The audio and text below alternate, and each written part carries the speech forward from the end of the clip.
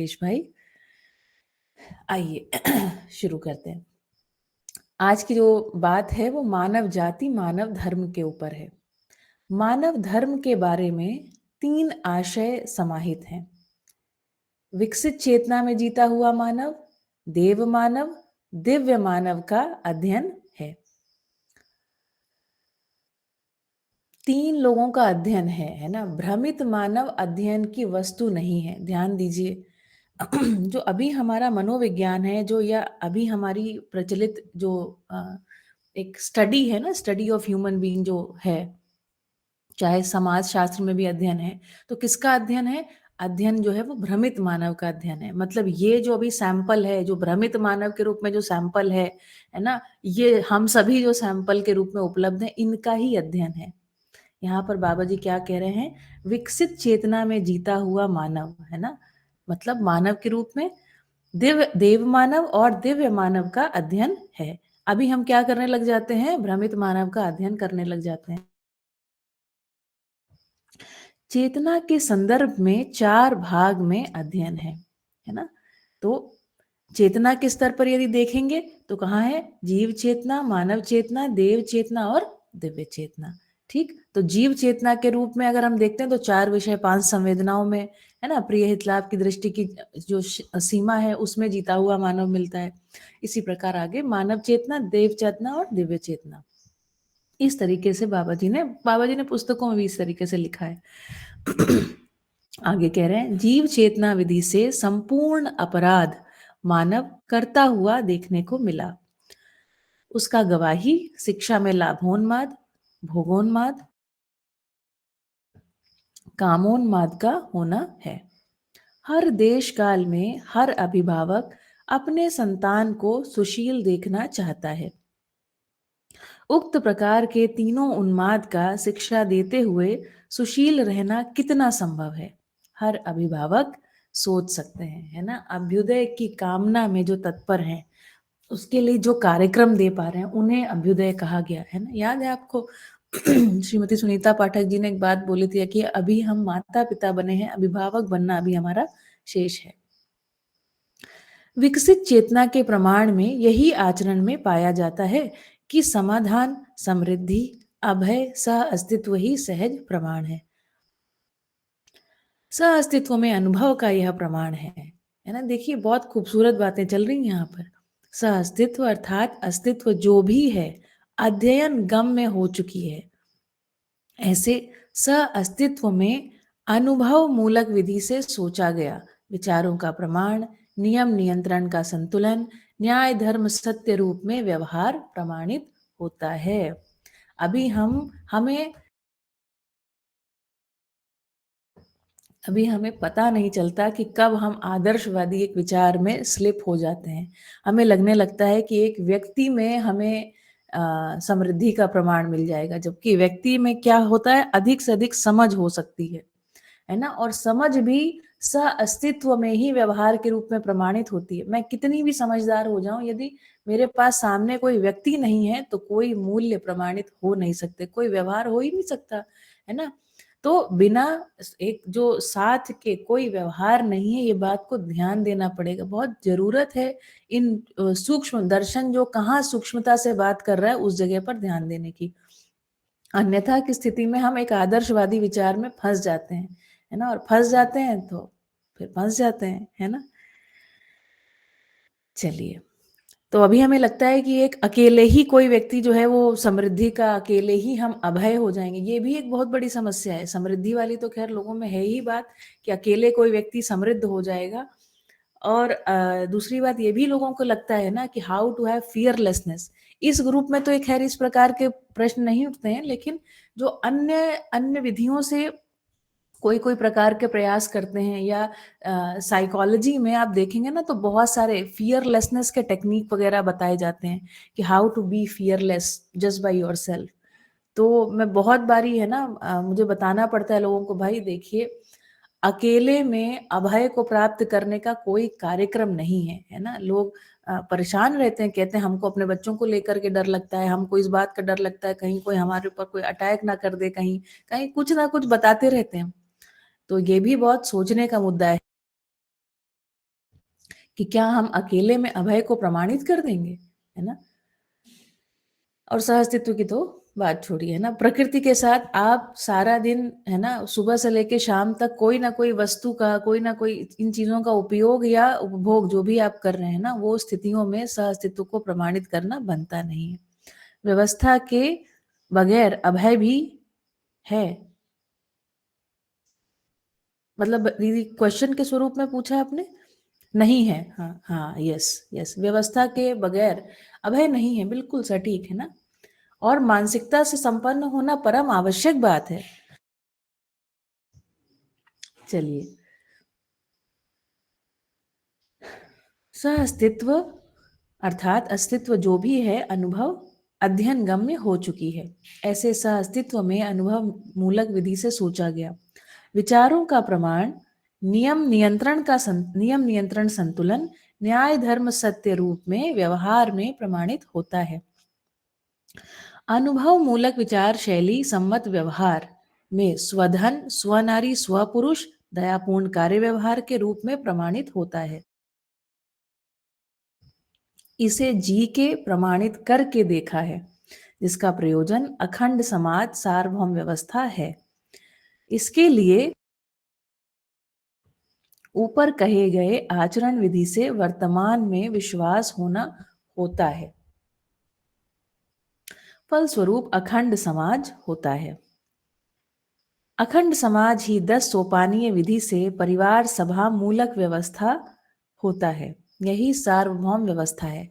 आज हमारे साथ अभी 15 लोग देखिए जुड़ गए हैं। मुझे आप में से ये बताइए, कल बड़ी इंटरेस्टिंग एक चर्चा ग्रुप में चली है ना।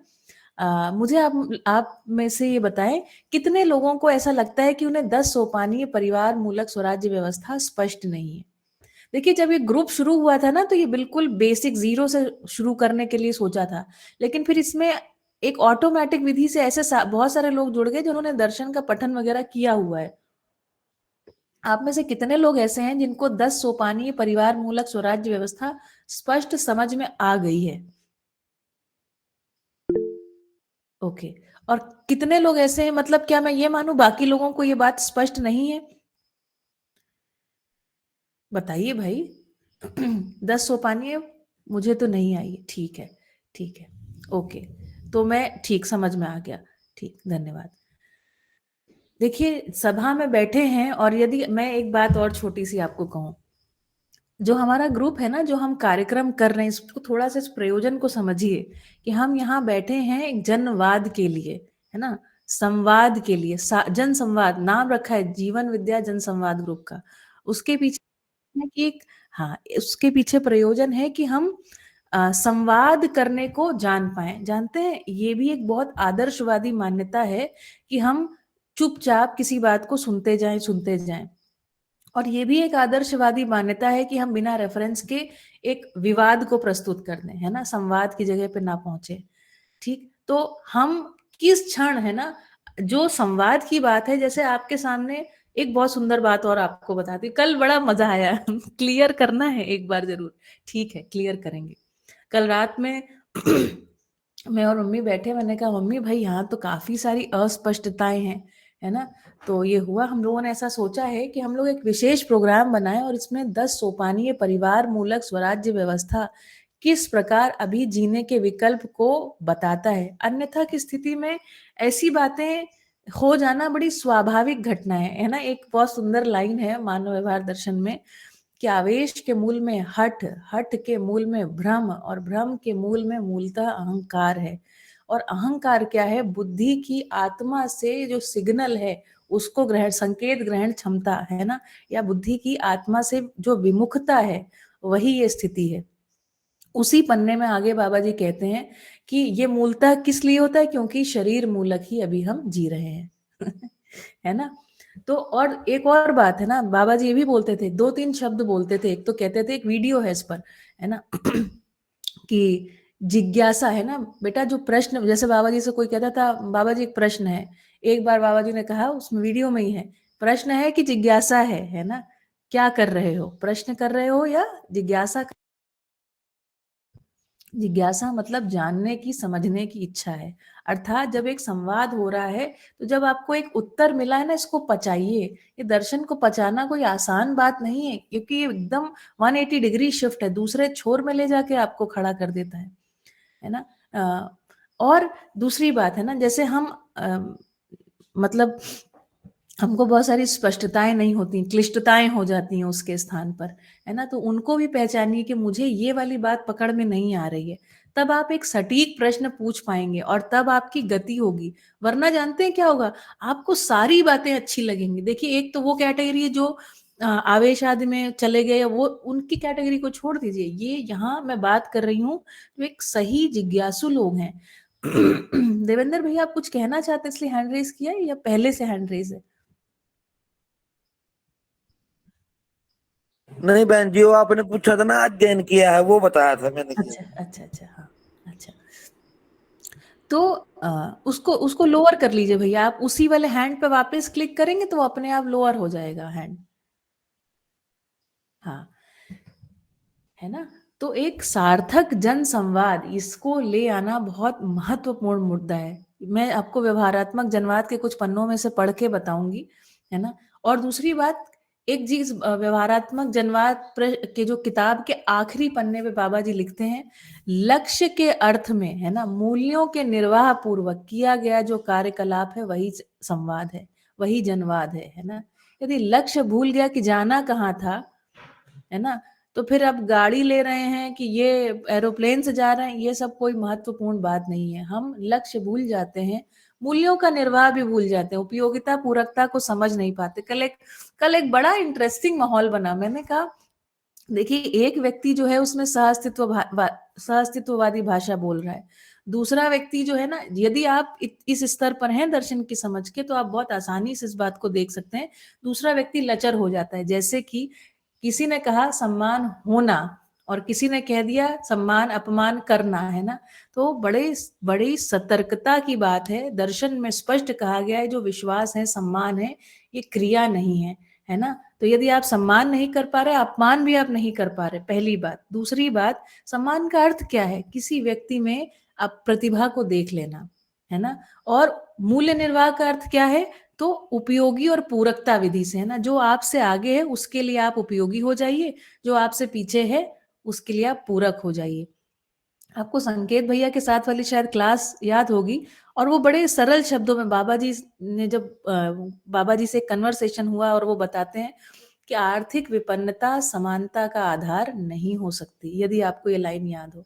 दूसरी बात उन्होंने कहा, बेटा जो जहाँ है उसे वहां से उठा लो। किस स्तर पर उठा लो? समझ के उस स्तर पर उठा लो, है ना? और समृद्धि के स्तर पर उठा लो, है ना? लिंग भेद के स्तर से मुक्त हो जाओ। इसलिए बाबा जी कहते हैं, मानव छाती के दो पीपल हैं। आप देखिए, हमारे जब हम प्रश्न बनाते हैं तो उसमें कितनी बार प्रश्न बनाते हैं, तर्क बनाते हैं, तो कितने बार उसमें लिंग भेद क्रीप इन कर जाता है। क्रीप इन मतलब घुस जाता है। ये सब बहुत सतर्कताओं की आवश्यकता है ना? और हम बात करते, तो मैंने मम्मी को बोला कि मम्मी, ये सारी बातों के लिए हमें एक नर्चरिंग करना पड़ेगा। देखिए, जो आपके पास उपलब्ध नहीं है, जो हमें पहुंचा ही नहीं, जैसे जनसंवाद ग्रुप में अधिकाधिक भागीदारी होनी चाहिए, है ना? एक सभा विधि से, सभा मतलब सबके एक मत आना चाहिए। तो मत कैसे आएगा? बिना सटीकता के मत नहीं आएगा, है ना? जैसे कल मुझे सुधा दीदी ने बाद में मैसेज किया, मैंने कहा आप लिखो, तो उन्होंने कहा मैं बहुत श्योर नहीं हूँ, है ना? तो ये श्योरिटी कैसे आएगी? दर्शन को सुनते सुनते श्योरिटी आ जाएगी, पढ़ते पढ़ते आ जाएगी, एक समय पर आ ही जाती है ना? तो मैं वो बात को भी बहुत अप्रिशिएट कर पाई कि यदि हम एक इस जगह पे पहुंचे, अपना सटीक मूल्यांकन कर लेते हैं। मानव व्यवहार दर्शन के शुरुआत में बाबा जी लिखते हैं, अपना सटीक मूल्यांकन कर लो, फलता दुखी दरिद्र प्रताड़ित नहीं होगे, है ना? तो ये सब बहुत सूक्ष्म बिंदु हैं। और कल बड़ा एक मजेदार स्थिति रही, और हम रात में इतना बढ़िया कंक्लूजन पे पहुंचे। हमने कहा भाई, इसके लिए थोड़ा नर्चरिंग सेशन रखा जाए, थोड़ा समझाया जाए। अजय जैन भैया ने शुरुआत करी कि सहअस्तित्ववाद में कहाँ पर हम एक डिफरेंस के साथ खड़े हैं। और अभी परिवार मूलक स्वराज्य व्यवस्था को समझना और जो अंतिम निग्रह बिंदु हैं, अंतिम जो निष्कर्ष बिंदु हैं कि भाई दर्शन वास्तव में किस तरीके से अलग बात कर रहा है ना, क्या कहने का कोशिश कर रहा है ना, कि जो व्यक्तियों में क्या व्यक्तिवादी मोक्ष की कल्पना यहाँ पर भी है ना? बाबा जी को हो गया वैसा ही, पहले हमको अनुभव होगा फिर हमको प्रमाण होगा, या बाबा जी के अनुभव का प्रमाण देना है। ये सूक्ष्मताएँ, यदि ये इसको आप सूक्ष्मता कहिए, जटिलता कहिए, मेरे हिसाब से तो बहुत सरल सी बात है, लेकिन कम्युनिकेट नहीं हुई है ना? हम उलझ जाते हैं, है ना? और कहीं न कहीं अभी भी हम व्यक्तिवादी आचरण की तलाश में हैं। हमें लगता है कि एक व्यक्ति किसी आचरण को प्रमाणित कर देगा, जबकि ऐसा नहीं है ना? यही तो फंडामेंटल शिफ्ट है। अदरवाइज़ फंडामेंटल शिफ्ट की जगह पे नहीं तो काम बनेगा नहीं। ठीक? आपको मेरी बात, मेरे पॉइंट्स पहुँचे, क्लिक हुए, तो अनुमोदन कीजिए। देखिए थोड़ा जनसंवाद की एक अभ्यास करिए यहाँ पर, है ना? कभी प्रदीप भैया धन्यवाद, आप वीडियो खोल के बैठते हैं, भागीदारी करते हैं, बहुत बढ़िया बात है। हम ऐसे ही बैठे हैं ना, जब बैठे हुए हैं यदि संभव हो तो वीडियो पार्टिसिपेशन रखें, हमें भी लगे कि हम बातचीत कर रहे हैं। ठीक है, धन्यवाद। चलिए। तो 10 सोपानीय परिवार मूलक स्वराज्य व्यवस्था को समझेंगे, ऐसा मुझे आवश्यकता महसूस हुई है ना? कि पठन के बावजूद अगर जिनका हो गया है तो भी पकड़ में आई नहीं है बात। कैसे होगा ये कल्पना में नहीं है। जी प्रदीप भैया। बहन जी नमस्कार। बहन नमस्कार जी भैया। मैं ये कहना चाह रहा हूँ कि कल भी थोड़ा-सा जैसे मैंने वहाँ पे ग्रुप पे लिखा भी था, और जैसे जो सूचनाएँ हैं, जो बाबा जी का जो कंटेंट है सारा का सारा, वो जब अ, जैसे सोम भाई को भी सुनता हूँ मैं, साधन भैया को भी सुनता हूँ, मैं बहुत सारी वीडियो सुनता हूँ। तो बाबा जी की भी जो 74 जो वीडियो है छोटी-छोटी 8-8 9-9 मिनट की, हुँ, कल मैंने उनके 5 पार्ट सुने थे। हुँ, तो मेरे को लगा कि एक जगह तो बाबा जी क्लियर अपनी एक वीडियो में 1 घंटे वाली वीडियो में ये कह रहे हैं हुँ, कि जो जीवन है, हुँ, वो शरीर को छोड़ देता है। हुँ, लेकिन साधन भैया की जो मैंने वीडियो सुनी, साधन भैया उसमें ये कह रहे हैं कि जीवन एक्चुअल में है ना शरीर को छोड़ ही नहीं पाता, हुँ, छोड़ता ही नहीं है, कभी भी नहीं छोड़ता है। हुँ। लेकिन बस वो शरीर को चलाने के लायक नहीं रहता बस। तो मैं उसमें क्लियरिटी चाहूँगा थोड़ी-सी। हाँ, मैंने भी ये दोनों वीडियो सुने हुए हैं, और बाबा जी तो स्पष्ट लिखते हैं कि जीवन जो है वो शरीर चलाता है। उनके ये देखो भैया 2-4 बातें हैं कि एक तो शब्दशः जाएँ कि उनको पकड़ें कि शब्द आपने ऐसे कैसे कह दिया, और दूसरी बात है एक भाव को पकड़ने की बात है, तो वो उनका जो कहने का भाव मैं पकड़ रही हूँ यहाँ पर। और बाकी जैसे आपने प्रश्न उठाया ना, इस प्रकार के सार्थक बहुत सारे प्रश्न हैं शब्दों की, क्योंकि भाषा की जो शिष्टता है ना, सह-अस्तित्ववादी भाषा की जो शिष्टता है, उसको बनाए रखना पड़ेगा।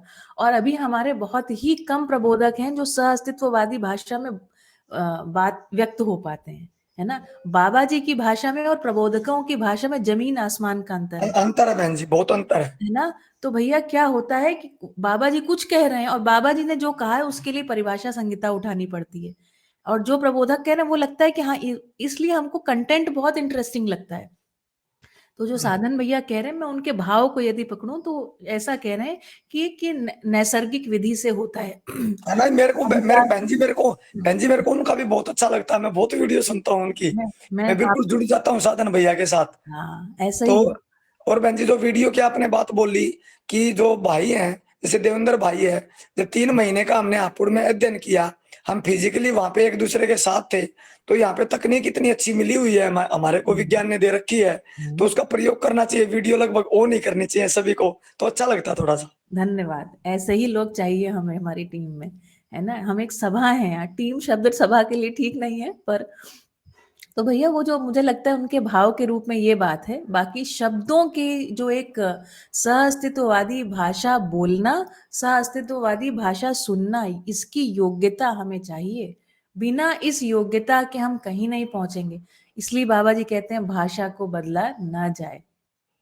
सिम्प्लिफिकेशन नहीं, एक्सप्लेनेशन चाहिए।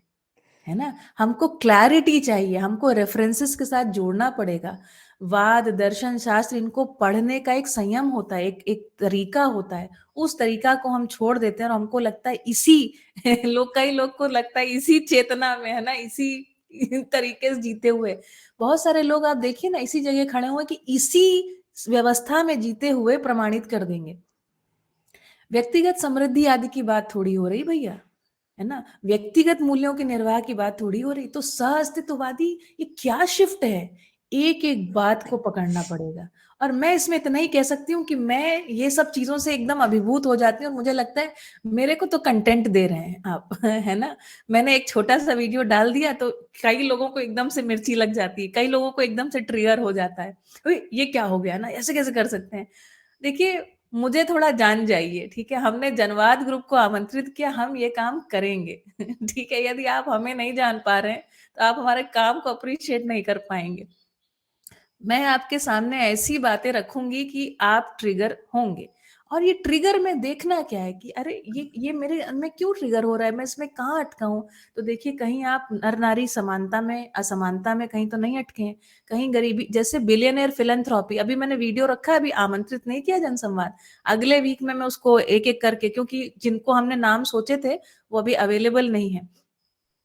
बिलियनियर फिलैंथ्रोपी ये हमारे दिमाग में घुसा है और जानते हैं कब से घुसा है? राजशाही के ज़माने से। हम राजा को है ना जिसके पास पैसा होता है उसकी सेवा पूजा है ना, ये सब विधियाँ और जब हम हम्बल नहीं हैं, यदि हम बड़ी ह्यूमिलिटी के साथ उसको नहीं सुन रहे हैं, तो हम निकाल नहीं पा हाँ, स्वयं की अक्षमता ही ट्रिगर होती है। ट्रिगर जो है ना ये बहुत बढ़िया सटीक पॉइंट है, ये जो पीड़ा बनती है कि ऐसा कैसे? इसमें यदि हम्बल होके सोचना शुरू कर दिया तो आप दूसरी पार पहुँच जाएँगे। यदि आपने और अन्यथा जो भ्रम या भ्रमित चित्रण के प्रति कोई आग्रह हो गया, आग्रह मतलब पकड़ गए, अपने ही विचार व्यवहार से पूरी तरीके से प्रभावित हो जाना, ग्रसित हो जाना, ऐसी दग्ध स्थितियों में हम पहुँच जाते हैं। हमारी गति आगे नहीं बढ़ती। तो ट्रिगरिंग वीडियोज़ तो आप हमसे एक्सपेक्ट करिएगा ग्रुप में, ठीक है? हम उसके लिए हम उसके लिए प्रतिबद्ध हैं, ठीक है? हम छाँट-छाँट के वही वीडियोज़ बनाएँगे, छाँट-छाँट के वही कार्यक्रम करेंगे। ये जो मुद्दा कल उठा ना, ये मुद्दा बहुत पहले से उठा हुआ है। मुझे 3 साल पहले इस मुद्दे की जानकारी हुई। एक व्यक्ति हैं, उनके साथ बहुत सारे लोगों ने बहुत सारी बातें कही। तो हम आपको छोटा-सा बैकग्राउंड बता देते हैं। 23 लोग बिल्कुल अब सभा के घर की तरह ही बैठे हुए हैं। तो हम तो बिल्कुल सामान्य रूप से ही रखना चाहते थे। पिछला कोर्स कंटेंट भी सामान्य था। फिर मैंने कहा नहीं भाई ये मुद्दा तो उठना चाहिए, है ना? और इस मुद्दे में बहुत सारी जगह पर लोग अटके हुए हैं। जैसे समृद्धि वास्तव में क्या है? ये अटके हुए हैं लोग। तो इस अटकाव को हमको आगे बढ़ाना है ना? भटकाव को, अटकाव को, सबको दिशा देनी पड़ेगी और दिशा कौन देगा? जो जिज्ञासु हैं वो यहाँ बैठे हैं। जो जिज्ञासु नहीं है वो मतलब मैं ये नहीं कह रही पर कई सारे लोग रिकॉर्डिंग देखते ही हैं। तो ये सब चीज़ें होती रहेंगी और सभी के लिए बड़ा आवश्यक है क्योंकि प्रबोधक जो हैं, ढेर सारे जो प्रबोधक हैं, देखिए उनके साथ भी एक ह्यूमिलिटी है ना क्योंकि हर व्यक्ति कुछ देखने, समझने, करने के क्रम में है ना? तो भाव यदि पकड़ में आता है तो भैया ठीक, लेकिन अंतिम बात जो है वो ये है कि सह-अस्तित्ववादी भाषा से यदि हम ज़रा-सा भी इतर हुए, है ना? जैसे जब बाबा जी उदारता की बात करते हैं तो धीरता, वीरता, उदारता को मानव का गुण कहते हैं। उदारता जब देने के अर्थ में बात करते हैं ना, उदारता में क्या-क्या तन, मन, धन का नियोजन है, उसमें लिखते हैं अर्पण, समर्पण। अर्पण को वे लिखते हैं कि लेने की अपेक्षा के साथ, समर्पण को लिखते हैं लेने की अपेक्षा के बिना, है ना? तो बाबा जी ने कहीं ब्लॉक नहीं किया है। यदि आप एक-एक सेंटेंस को जब उत्तरित किए गए ना, उसमें एक-एक सेंटेंस को यदि आप परिभाषा संहिता के साथ पढ़ेंगे, तो आपको बात पकड़ में आ जाएगी, है ना? और दूसरे व्यक्ति का लचरपन जो है वो दिख जाएगा। लचरपन मतलब लूज़ली कनेक्टेड है। मैं आपको एक इंटरेस्टिंग बात बताती हूँ सारे लोगों को। हम बहुत जब छोटे थे, हमारे घर में निवाड़ का पलंग होता है। अगर आप लोगों को निवाड़ का पलंग पता हो क्या होता है? सफ़ेद रंग की पट्टियाँ होती हैं कॉटन की, उससे वो पलंग बीने जाते हैं। हमारे घर में वही 2 वैसे पलंग थे और उसमें एक में मैं और मेरी बहन सोते थे और एक में मम्मी सोती थी ऐसे। वो पलंग को कभी-कभी बिना जाता था, वापस उसको टाइट करना पड़ता था, उसको खींचनी पड़ती थी पट्टियाँ। तो हम बहुत छोटे थे, वो बात मुझे कल पता नहीं कैसे फ्लैश हो गई ये सब घटनाक्रम में। तो क्या हुआ हमारे यूजुअली मम्मी-पापा सुबह करते थे ये काम संडे वाले दिन। एक संडे को उन्होंने क्या किया, जो गाँठें थी ना दोनों इधर से और उधर से, एक शुरुआत करते हैं तब आप एक गाँठ लगाते हैं और एक अंत करते हैं, हमने भी किया है। तो आप 2 गाँठें लगाते हैं। हम भाई-बहन जो क्या क्या कर रहे थे वहाँ पलंग के ऊपर कूद रहे थे, है ना? क्योंकि अब कूद इसलिए रहे थे क्यों अब कूदने पे डाँट नहीं पड़ी क्योंकि अभी उसको टाइट किया जाना है। छोटे-छोटे थे हम 2-3 भाई-बहन, बिल्कुल मुझे लगता है 7 साल की मैं रही होंगी, 5 साल की छोटी वाली बीच वाली, फिर भाई ऐसे ही 2-3 साल का, हम कूद रहे थे। क्या हुआ, अब हमारे माता पिता ने कहा हटो, और उन्होंने दोनों साइड से गांठें खोल दिए, एक एक तरफ से उसको खोलना था। और फिर उन लोगों को कहा, उन लोगों ने सोचा चलो पहले चाय पी लेते हैं फिर करते हैं आके काम। तो उन्होंने, हम खेल ही रहे थे, संडे का दिन था, तो फिर वो चले गए चाय पीने। चाय बनी, चाय पिया, तब तक अब हम लोगों ने जानते हैं क्या जारी रखा, हम लोगों ने उसके ऊपर कूदना जारी रखा। कूदते कूदते, यदि आप इमेजिन कर पाए, ठीक है, वो जो पलंग जो सामान्य दिख रहा था ऊपर से, वो हम उसकी तली पर पहुंच गए, मतलब उसके साथ ही, और उसमें हमारे भाई, उस भाई के पैर फंस गए है ना उसके जालों में। और हमारे माता पिता आए, थोड़ी मुश्किल 10 मिनट हुई होगी, चाय बनी होगी, चाय उन लोगों ने पी होगी, उतनी देर में आओ देख के हैरान कि ये क्या हो गया है ना, कोई एक उसमें फंस गया, कोई उसमें है ना, चीत्कारें मच गई। तो मुझे ये बात एक उसमें से ध्यान आई कि जब, खैर डांट नहीं पड़ी हमें, एक को निकला कि हमारी मम्मी कहती बेटा ये नहीं दिख रहा है कि इसमें गांठ अभी लगी नहीं है ना, इतना ही बोला उन्होंने, फिर चले गए, है ना। ये बात तो बहुत छोटी है, पर इससे आपको ध्यान क्या दिलाना चाहती हूँ, ये जो पहला एंकरिंग है ना, कि यह विकल्प है, जब तक ये एंकरिंग नहीं हुआ है, बाबा जी का एक पढ़िएगा, यह विकल्प है, यही विकल्प है, ये एक वीडियो है, इसको गूगल पे, यूट्यूब पे सर्च करिएगा। जब तक ये एंकरिंग नहीं हुआ है कि यह एक विकल्प है, तब तक आपका अध्ययन शुरू नहीं होता। उसमें ये भी बोलते हैं, तब तक बेटा अध्ययन शुरू नहीं होता। और जिस क्षण हमको विकल्प की आवश्यकता महसूस होती है, तब हम एंकर होते हैं, और ये हुई पहली गांठ। वहां से सही से एक सूत्रता जो है ना, वीविंग फिर शुरू होती है पूरे। जब आप दर्शन का पठन करते हैं, उसके फलस्वरूप एक आखिरी गांठ लगती है, जानते हैं कहाँ? जब आप साक्षात्कार बोध पर पहुंचते हैं। ये दो गांठें, ये दो एंकरिंग बहुत जरूरी हैं, अन्यथा की स्थिति में ये लचर मचर चलते रहता है। ठीक है, उम्मीद करते हैं आपको एक कहानी के साथ बात पकड़ में आएगी। दो एंकरिंग, यह विकल्प है, यही विकल्प है। हाँ, स्वयं जोड़, हाँ स्वयं जोड़ना होता है, और यही जिज्ञासा है। बिल्कुल बिल्कुल, जुड़ते चला भी जाता है, ये भी एक दूसरी बात है। है ना, जुड़ने में कोई बहुत देरी नहीं लगती है, मन बन जाना चाहिए। ठीक है, और एक थोड़ा धैर्य होना चाहिए कि भाई इतना हम कंटेंट को पचाएंगे, इट टेक्स इयर्स, है ना। हाउ मेनी इयर्स भाई, देखिए, हाँ, देखिए कई बार हम पूरी पूरी यात्राएं, शरीर यात्राएं लोग लगा देते हैं एक दूसरी जगह पर पहुंचने के लिए। ये राजपथ की तरह खाते पीते मौज करते समझने का प्रस्ताव है, तो क्या इतना भी ना करें? आप सोचिए, ये अन्याय होगा अपने साथ कि नहीं होगा? है ना। चलिए, अपने साथ क्या, पूरी मानव जाति के साथ अन्याय होगा।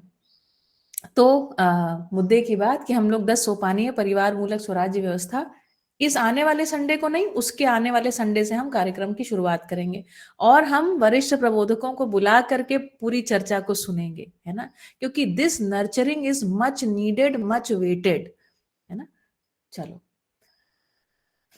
बात पढ़ लेते हैं। मानव जाति एक होने के मूल में, ठीक है, ऊपर से पढ़ लेते हैं। व्यक्ति में समाधान, परिवार में समाधान, परिवार में समाधान समृद्धि, समाज में समाधान समृद्धि अखंडता, नहीं, समाज में अखंडता, व्यवस्था में सार्वभौमता, सहज प्रमाण ही भ्रम मुक्त, अपराध मुक्त मानव का स्वरूप है। इस प्रकार के मानव तैयार होना ही, अथवा नर नारी तैयार होना ही अपराध मुक्त, भ्रम मुक्त मानव जाति का पहचान है। मानव जाति एक होने के मूल में काले, भूरे, गोरे और विभिन्न नस्ल समेत पाए जाने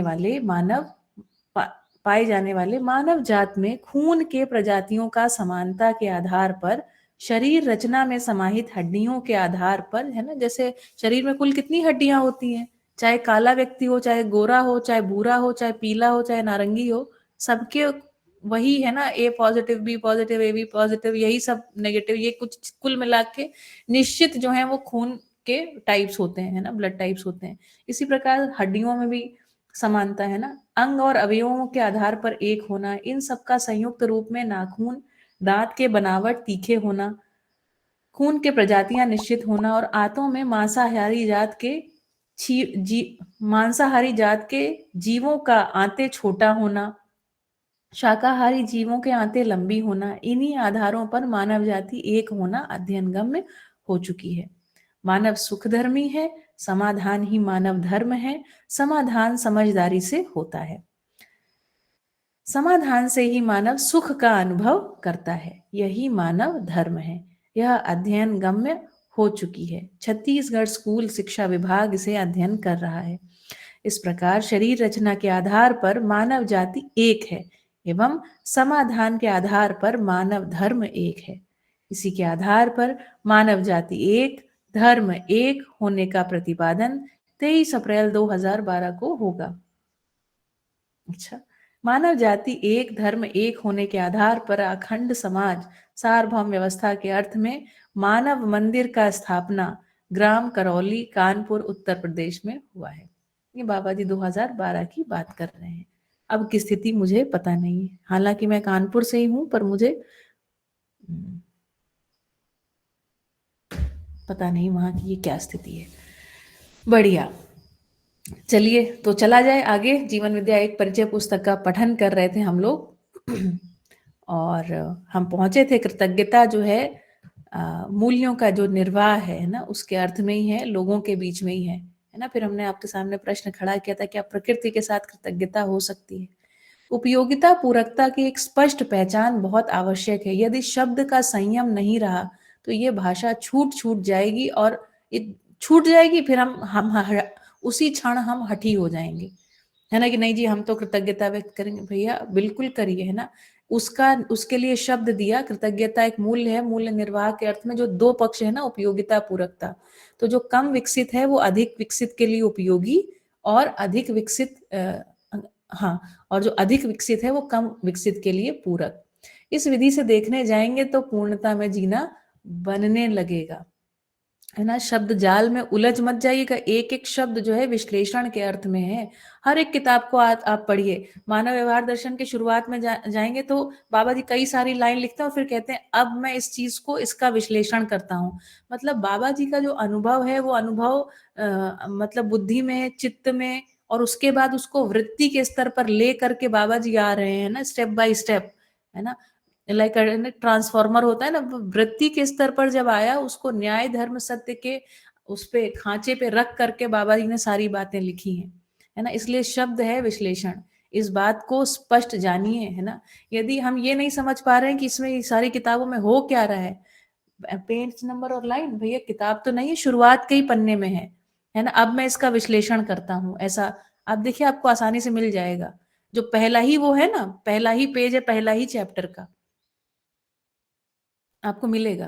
नहीं मिलेगा हम आपको दिखा देंगे, मुझे खूब याद है। मैं ये सोचती थी कि क्यों बाबा जी बार बार ये लिखते हैं अब मैं इसका विश्लेषण करता हूँ। विश्लेषण मतलब बिल्कुल स्पष्ट न्याय धर्म सत्य के खांचों में बांट देता हूँ, है ना। तो ये बांट इसलिए रहे हैं कि धीरे अभी आप इसी स्तर पर पकड़ पाएंगे। और बाबा जी बोलते हैं चित्त के आगे भाषा जाती नहीं है। तो जो अनुभव होना है, तो आपको क्या लगता है भाषा में अनुभव हो जाएगा? ठीक है, भाषा में अनुभव नहीं होगा, भाषा मात्र से अनुभव नहीं होगा। ये सब बातें, ये सूक्ष्मताएं जो हैं, ये चर्चा में आएंगी 100%, है ना। खूब निश्चिंत रहें और इसमें आगे बढ़ते रहें, सुनते रहें, बात को पकड़ते रहें, है ना, जानने के लिए सुनना, है ना। देखिए भैया, प्रदीप भैया, मिली आपको वो लाइन? नहीं मिली? ये अभी नहीं मिली, ठीक। पेज नंबर बताओ एक बार। मेरे पेज पास ये भैया पेज हमारे नंबर है पास है ना, भूमिका वाला। इंग्लिश भूमिका नहीं पढ़िए, पेज नंबर 1 पढ़िए कहीं पर। ये विकल्प चैप्टर वाला, 1 में, विकल्प चैप्टर 1। विकल्प नहीं नहीं, विकल्प वाला नहीं। अच्छा, रुकिए ले आते हैं किताब। और ये अच्छा, जीवन विद्या एक परिचय, ये पेज नंबर 1, ठीक है बहन जी, मिल गई, मिल गई बहन जी, मिल गई, मिल गई। मिल गई, ठीक है, अच्छी बात, मिल गई तो बढ़िया है ना। नहीं तो हम इसको देख सकते हैं, ये सब बातें लिखी हुई हैं और इतना खूबसूरत है कि बाबा जी कैसे कहते हैं कि देखिए आइए मैं इसका विश्लेषण करता हूं, है ना। मिल गया ना आपको भैया? गया बहन जी, मिल गया। ठीक है, ठीक है, तो फिर अब मैं नहीं खोजती, मेरे पास है ना ये वाली किताब है। हम्म, चलिए। नहीं, जीवन विद्या एक परिचय, मैं जो अपनी बात रख रही थी वो मानव व्यवहार दर्शन में कहीं पर लिखा था, उसकी बात रख रही थी। ये तो जीवन विद्या एक परिचय पुस्तक है। चलिए, ऐसा कोई आदमी नहीं मिलता जिसे कहीं ना कहीं किसी ना किसी रूप में सहायता ना मिली हो। अब यहाँ पर ध्यान दीजिए, सहायता किस सहायता की बाबा जी बात करते हैं? ये स्लिपिंग मोमेंट्स होते हैं हमारे साथ, हम कैसा स्लिप कर जाते हैं हमको पता चलता नहीं है ना। तो ऐसा कोई आदमी नहीं मिलता जिसे कहीं ना कहीं किसी ना किसी रूप में सहायता ना मिली हो। क्रिया पूर्णता आचरण पूर्णता के अर्थ में ना, जैसे परंपरा में शब्दों को बनाए रखा, भले अर्थों की स्पष्टता नहीं हुई पर वो उतनी कृतज्ञता हम रखते हैं कि वो शब्द के रूप में जिज्ञासा हमारे में बनी रही। सबकी सहायता के साथ आदमी बड़ा होता है, समर्थ बनता है और प्रमाणित हो जाता है। इस क्रम में जितने भी संबंध हैं, 7 संबंधों को बाबा जी ने स्पष्ट किया है ना? उसको क्लासिफाई कर दिया सभी संबंधों को। उनमें मूल्य ही मूल्यांकित होने पर संबंधों की निरंतरता होती है ना? अब एक-एक शब्द पढ़िए तो शब्द के साथ अर्थ व्यंजित होना, है ना? मूल्य मतलब क्या? तो उपयोगिता पूरकता। उपयोगिता पूरकता मतलब क्या? एक कुछ चीजें हैं जो आप ले रहे हैं, कुछ आप दे रहे हैं। अधिक विकसित से हम क्या कर रहे हैं? ले रहे हैं। जो कम विकसित है वो क्या कर रहा है? मतलब नहीं लेना, सॉरी शब्द गलत हो गया, लेना देना के अर्थ में नहीं है ना? उपयोगिता पूरकता शब्द को ही रखा जाए ना। तो मूल्य ही मूल्यांकित होने पर, मूल्यांकित होना मतलब प्रयोजन की स्पष्टता हो जाना, है ना? ऐसा प्रयोजन की स्पष्टता होने पर ही संबंधों की निरंतरता होती है। संबंधों में मूल्य मूल्यांकित न होने पर संबंधों की निरंतरता होती नहीं। हम भूल जाते हैं हमारे लिए कोई व्यक्ति किसी प्रकार उपयोगी हुआ, है ना? उसके कहीं दुर्गुण गणना पर ध्यान केंद्रित कर लिया, कहीं किसी और चीज पर ध्यान केंद्रित कर लिया, ये सब भी घटते रहता है ना? सामान्य क्रम में भी जिनको हम अपना संबंधी मानते हैं उनके साथ अच्छे ढंग से ही प्रस्तुत होते ही हैं, है ना? जिसके साथ संबंध की पहचान होती है अभी संबोधन के स्वरूप में भी, उनके साथ भी हम अच्छे ढंग से प्रस्तुत होते हैं। तो जैसे ही मैं ये भी एक चीज देखती हूँ, ये बहुत चेक पॉइंट्स है ना, जैसे ही जरा सी भी मर्यादा भंग होती है, जरा सी भी अभद्रता होती है, तुरंत पकड़ में आता है जी संबंध पहचान में नहीं आ रहा है ना? हम यहाँ पर किसी व्यक्ति की प्रतिभा को सटीक मूल्यांकन नहीं कर पा रहे हैं। और बिल्कुल इतना, जब आपको दर्शन पकड़ में आएगा ना, आप मैं एक साल पहले की बात है, मैं अक्सर सोचती थी कि बाबा जी को हम लोग कैसे दिखते होंगे, है ना? प्रिय हित लाभ में जीने वाला व्यक्ति, और ऐसी दुनिया है, इतना सारा पोल्यूशन, इतने सारे प्रॉब्लम, बाबा जी हम लोग को देखते कैसे होंगे? कैसे इतना धैर्य बनाए रखते होंगे? लेकिन अब मैं इतनी बातें कह सकती हूँ, मुद्दे हैं मुर्दे हैं। हाँ, तो जीते जागते जीते जागते मुर्दे जैसे। मेरी आज आवाज ठीक नहीं है इसलिए मैं लिख रही हूँ।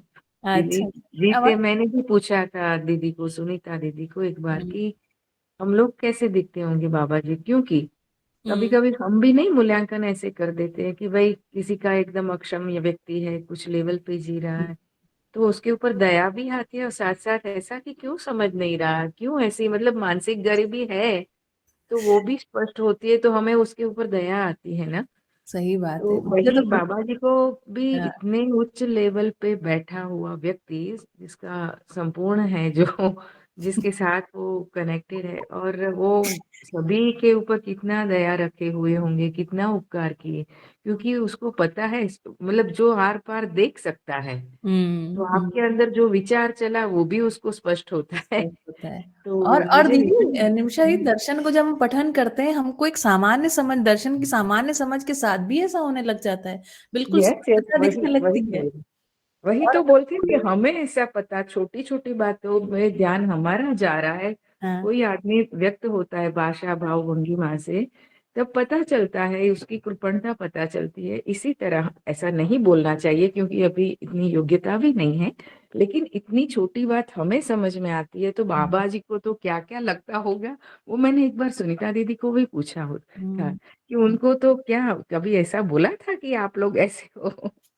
ऐसा मुझे भी ऐसा, मैंने पूछा था मैं एक जब दो। कल्पना करती हूँ, जब मुझे ये बात पकड़ में आई बाबा जी को थोड़ा-थोड़ा ऐसा-ऐसा दिखता होगा, तो मुझे लगा हाँ। जैसे वो, आप देखिए ना कोई मृत व्यक्ति नहीं होता तो आखिरी में वो शॉक देते हैं उसके ऊपर टक-टक, है ना? वही तो मैं इसीलिए मुर्दे लिखी, कि बार बार जचोर रहे हैं आपको, हाँ, वीडियोस में भी देखिए, दो हुँ, बार प्रश्न किया, तीन बार किया, तो जजोर रहे हैं, फिर भी एकदम संयम से कि आप नहीं, ऐसे समझो, ऐसा करो, ऐसा हुँ, किए बिना होगा नहीं, ऐसे ऐसे शब्द यूज रहे कर रहे हैं ना। हुँ। जी तो प्रदीप पता जी। चलता है कि उनको कैसे, ये कल्पना कैसी है हमारी भी, है ना। जी, तो जी। स्वयं को भी हम लोग कितना, मेरे को तो कभी कभी ऐसा लगता है कि हम वहां तक पहुंचेंगे नहीं तब तक हम कितने दीनहीन हैं। ऐसा भी मतलब रखना नहीं चाहिए दीनता हीनता, ये मिल गया है, लेकिन वो पता चलता है कि हमारी दीनता कितनी है। बस दीदी समझने तक ही दीनता-हीनता बनी रहती है, उसके बाद नहीं, यस, समझते-समझते चली जाती, जल जाते ही जाती है। ये वही भी तो तो। बात है ना?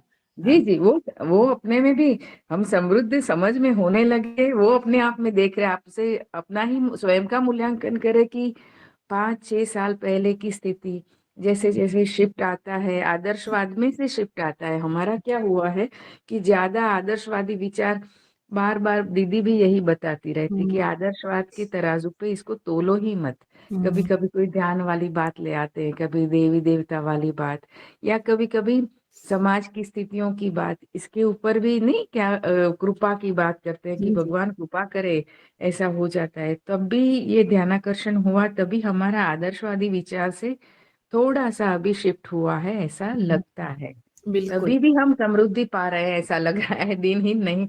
तो जब पूरा समझ लेते हैं तब कितनी मानसिक शांति हो जाती है ना। सही बात जी, है। तो सभी के लिए ये बात भी आपने जो ध्यानाकर्षण करवाया वो बहुत बड़ी बात है कि आदर्शवादी विचार में कब शिफ्ट हो जाता है, वो अलर्टनेस बहुत जरूरी है। वो जागृति नहीं है तब तक आप इसमें, इसके अंदर जैसे बोलते हैं ना कि उसके अंदर डूबा भीगा गिरा समझ के अंदर होना बहुत जरूरी है। गुजराती में उसको और घोल बोलते हैं कि तरबोड़ हो जाइए उसके अंदर, तभी हुँ, आपको पूरा भीग जाओगे अंदर, है ना। बिल्कुल, बिल्कुल, जी, बिल्कुल, सही बात है। जी, प्रदीप भैया, फिर तैरना आएगा, फिर तैरना तैरना आएगा। आएगा। हाँ। बहन जी, शालिनी बहन जी, बाबा जी को हम ऐसे दिखते हैं, हुँ। जैसे हमने बाबा जी ने कहा एक जगह कि जो मानव है वो भांग मिले हुए कुएं का पानी पी रहा है, जिस कुएं में भांग मिला रखी है, और ये भांग बहन जी हमने ही मिला रखी है। हाँ, हाँ, बिल अज्ञान रूपी भांग भैया, अज्ञान हाँ, रूपी भांग में हाँ, हम जी ज्ञान रहे रूपी भांग 4.5 क्रियाओं में जीने के मतलब उसमें नशे में इतना हो गया कि यही सुख है, शरीर से सुख ले रहा, बस हैं। लेना चाह रहा है। प्रिय हित लाभ रूपी भांग, सब कुछ क्या क्या, इसके ऊपर बिल्कुल। कविता बन सकती है। हाँ, इतनी बढ़िया सलाह जो यहाँ पर कवि गण बैठे हुए हैं, इस पे कुछ लिखिए। बहन जी, मैं भी कविताएं लिखता हूँ, शालिनी बहन जी, आपके एक पास भेजूंगा मैं कविताएं। स्वागत है, एक कविता भांग वाले कुएं पर हो जाए, ठीक है बहन जी। है ना? ये भांग का कुआं। बच्चों को जब कविताएं, अभी की कविताएं है ना, इतनी समझ नहीं आती क्योंकि स्वयं से जुड़ती नहीं है, तो आप ऐसी कविताएं बनाइए जिससे बच्चों को समझ आए कि एक भ्रम वाली भांग क्या है और जागृति वाली भांग क्या है। वो भी समझ में, एक एज एज वाले मतलब एक मैच्योर बच्चों को जब पढ़ाना होगा, आर्ट्स का विषय पढ़ाना होगा, तो ये भी जरूरी होगा, मेरे को ऐसा लगता है दीदी। बहन जी, जागृति वाले को तो जूस बोलेंगे, जागृति का जूस और भरम की भांग। यस, झूठ बोल सकते हैं, लेकिन वो भी नशा है, ज्ञान का भी एक नशा है ना। ठीक है बहन जी। करिए, करिए, इस पे ज़रा प्रस्तुतियाँ हो जाएँ, है ना? देखिए जनवाद ग्रुप सभी सभी बातों के लिए, ये बातों का ही तो ग्रुप है। अन्य ग्रुप्स में मना करते हैं, बात ना करो, हम कहते हैं यहाँ बात करो। बात करो भाई, बात से ही तो आगे बढ़ोगे। बढ़िया, ठीक है। चलिए आइए आगे थोड़ा-सा बढ़ लेते हैं। तो परंपरा सामान्य क्रम में भी जिनको हम अपना संबंधी मानते हैं, उनके साथ अच्छे ढंग से प्रस्तुत होते ही हैं, है ना? जैसे ही अच्छे ढंग से प्रस्तुत होने के लिए हिलना-डुलना बने, जान लीजिए संबंध छूट गया। परंपरागत ढंग से हम संबंधों को बल, धन, बुद्धि, आयु के आधार पर पहचानते हैं, है ना? ये समझ में आ गया होगा आप सभी को। कोई बल वाला तो दादा भैया करने लगते हैं ना, आयु के आधार पर पहचान लेते हैं, है ना? कोई बड़ी बड़ी महिला दिख गई तो उनको काकी, है ना? या दादी ऐसा कुछ बोल देते हैं, इस आधार पर ही पहचानते हैं। जबकि संबंध पहले अभ्युदय के अर्थ में है, दूसरे पोषण के अर्थ में। अब देखिए शिफ्टिंग हो रही है, आप संबंध किस अर्थ में पहचान रहे हैं, है ना? अगर आपके केंद्र में फिर बल, धन, बुद्धि और आयु यदि आ गया, है ना? जैसे हम कहते हैं सम्मान करो किस आधार पर? आयु के आधार पर, धन के आधार पर, बल के आधार, ये सब फिर आप उसी जगह पहुँच गए। तो ये जो है ना शिफ्टिंग, ये हम स्लीपिंग कर जाते हैं ना, ये स्लीपिंग बहुत, इस पे सतर्कता, है ना? नहीं तो अध्ययन नहीं हो ही नहीं पाएगा पूरा। आप वही हम जैसे बताया ना, कूद रहे हैं उस पे, बिना एंकरिंग के कूद रहे हैं कि यहाँ से शब्द उठा लेंगे और वहां से एक्सप्लेनेशन उठा लेंगे, इसमें बनेगा नहीं। तो जबकि संबंध पहले अभ्युदय के अर्थ में है ना? दूसरे पोषण के अर्थ में है, तीसरे संरक्षण के अर्थ में है, चौथे उपयोगिता पूरकता के अर्थ में है, पांचवें सदुपयोगिता के अर्थ में है ना, छठवें प्रयोजन के अर्थ में है ना। तो आप जरा देखिए जो संबंध पहचाने हैं, है ना, क्या हमने कोई संबंध अपने जीवन में अभ्युदय के अर्थ में पहचाना, पोषण के अर्थ में पहचाना, संरक्षण के अर्थ में पहचाना, उपयोगिता पूरकता के अर्थ में पहचाना, है ना, सदुपयोगिता के अर्थ में पहचाने, है ना, प्रयोजन के अर्थ में पहचाने। यदि इन अर्थों में हमने संबंध नहीं पहचाने हैं तो एक बात और बता दूं, अभी संबंधों में जी नहीं रहे हैं, है ना। इसलिए बहुत बार प्रश्न उठते हैं कि जी क्या रक्त संबंध वाले परिवार, भैया रक्त संबंधों में भी प्रयोजन होते हैं ना, मानव मानव के बीच में संबंध है ही, उनको पहचानिए आपके बीच में क्या संबंध है और बड़ी स्वयं स्फूर्त विधि से आप इन संबंधों को पहचान सकते हैं। ये कोई बहुत कठिन काम नहीं है। एक जनसंवाद संबंधों पर भी रखेंगे, है ना, रखना ही पड़ेगा। मूल्य, हाँ, संबंधों के लिए सर्वोपरि वरीयता प्रामाणिकता के अर्थ में है। प्रमाण के आधार पर हर कोई संतुष्ट होता है, मतलब व्यवहार के आधार पर, है ना। मूल्य जीवन सहज रूप में उद्गमित होते हैं, अपने आप ये उद्गमित होते हैं, करने नहीं है कि एक दिन बैठ के कुछ कर लेंगे। जैसे हम और आप जब मिलते हैं तो स्वाभाविक रूप से मूल्य बहने से हमारे आपके बीच विश्वास मूल्य शुरू हो जाता है। इस विधि से हम संबंधों में मूल्यों को पहचानने, मूल्यांकन करने और उभय तृप्ति पाने में सक्षम हो जाते हैं। इससे बड़ा लाभ क्या हो गया? अभी तक भय और प्रलोभन के आधार पर संबंधों को पहचानते रहे, उसके स्थान पर मूल्य और मूल्यांकन, समाधान, समृद्धि की स्थिति में आ जाते हैं। तो जितने संबंध अभी हमने, हमारा जो झुकना किसी के आगे है, इसको भी देखिए, हम किसके किसके आगे क्यों क्यों झुकते हैं।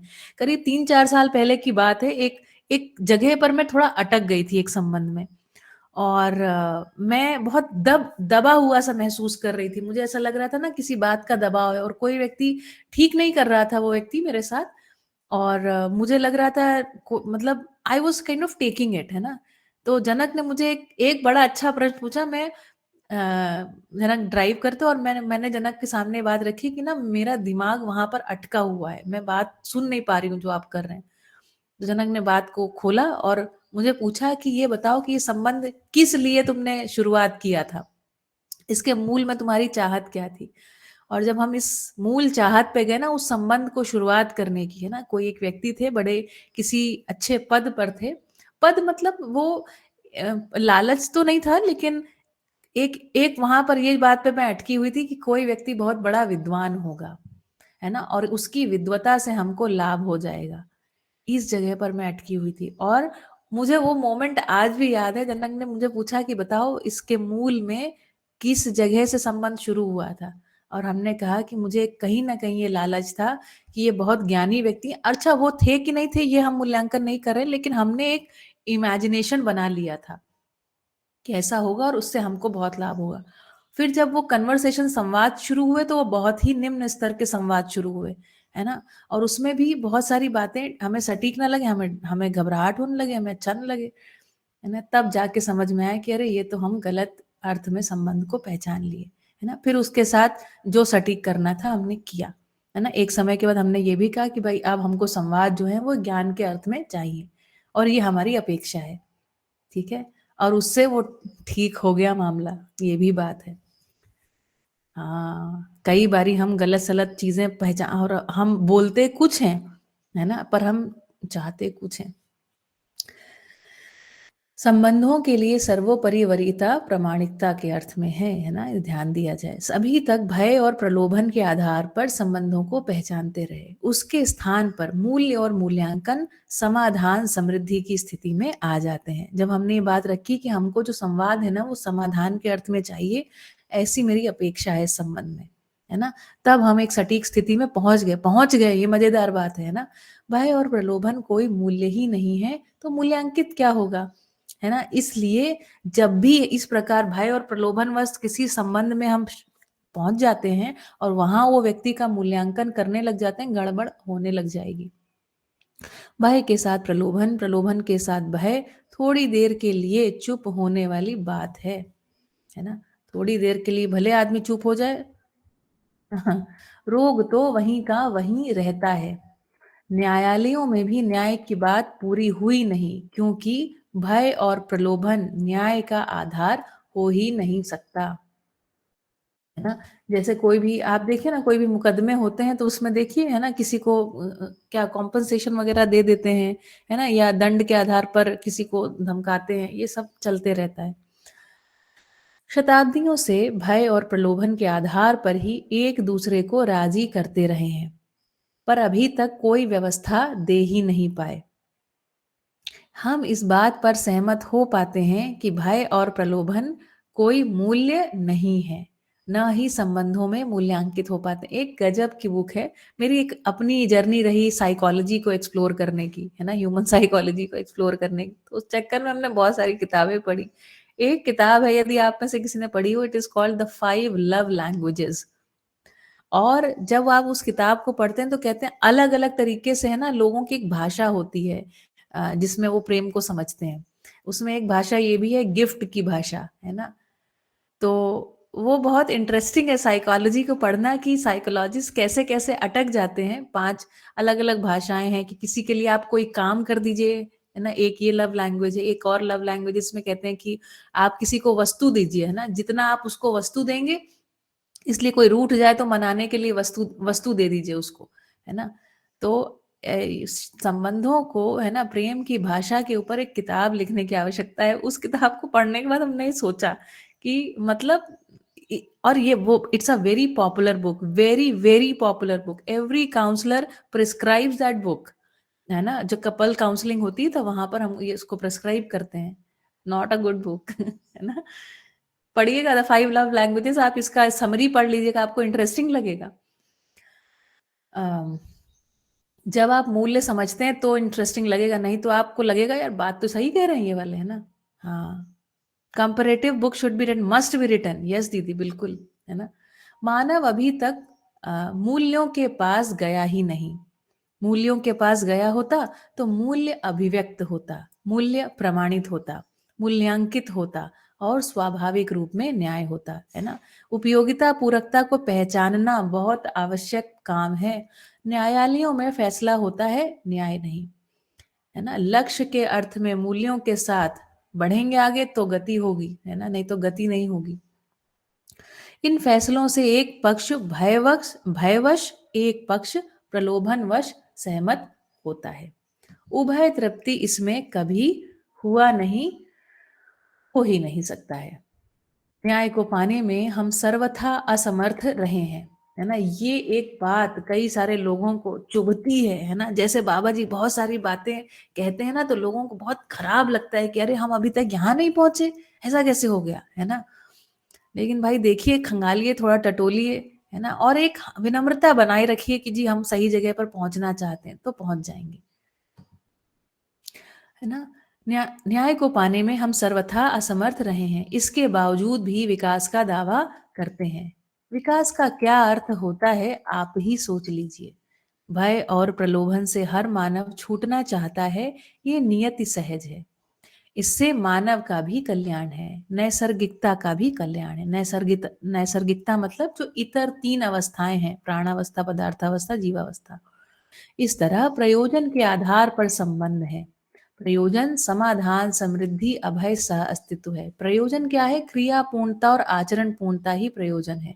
इसके लिए प्रक्रिया है व्यवस्था में जीना। खूब ध्यान से सुनिए, व्यवस्था में जिए बगैर जो संबंध हैं, क्या वो प्रयोजन के आधार पर हो जाएंगे?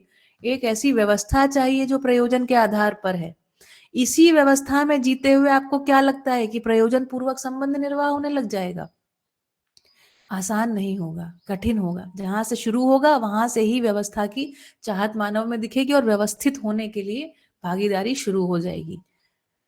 जैसे एक परिवार के रूप में, सम्मिलित अभिव्यक्ति के रूप में शुरू हो जाएगी। ये सब घटेगा।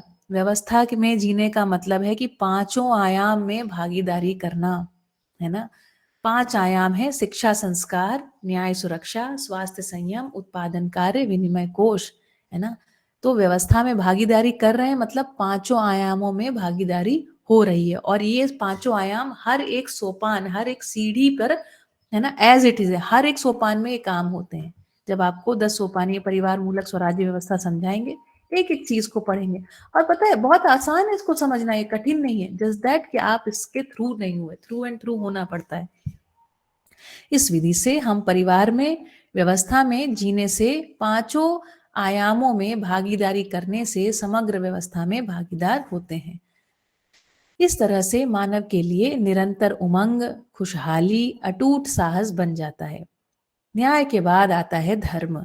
इस धर्म का मतलब अनुभव, प्रमाण, बोध जो बुद्धि में होता है, अर्थात समाधान। समाधान का मतलब ही मानव धर्म है। व्यवस्था में जीना ही मानव धर्म है।